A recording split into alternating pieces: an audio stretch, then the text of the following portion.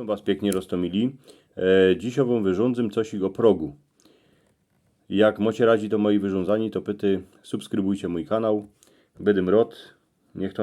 Niech ta nasza rzecz cieszyńsko idzie dali do świata. Bez Boga ani do proga. Tak prawili starzicy swoim wnukom, a tatowie dzieckom, a mieli recht. Bo próg to nie ma inny kąsek drzewa, to je granica.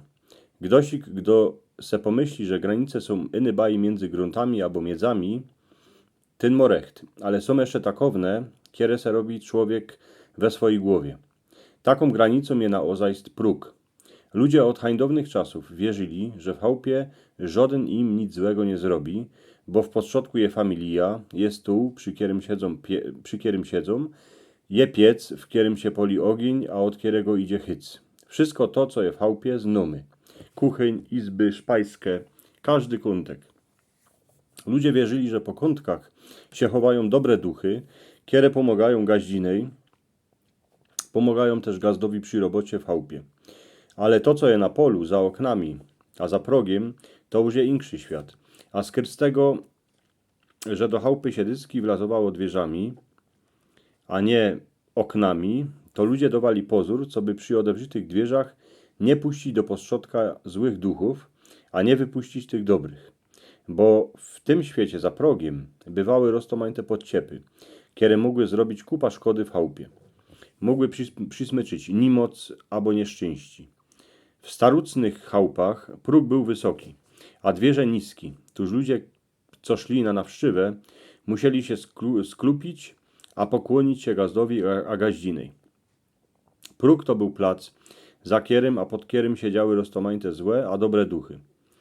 Tuż było kupa zwyków, które jeszcze do dzisiaj ludzie odprawiają. Baj jak żenich a młoducha przekraczali próg chałupy od młoduchy, to go musieli pocałować.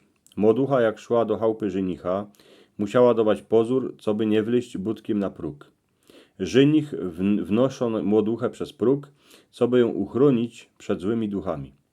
Przez próg się żaden nie śmi z drugim witać, bo jeden je w tym dobrym świecie, a drugim w tym złym, cudzym świecie. Baba, co chodziła nie sama, miała dzieciątko pod sercem, nie śmiała siedzieć na progu.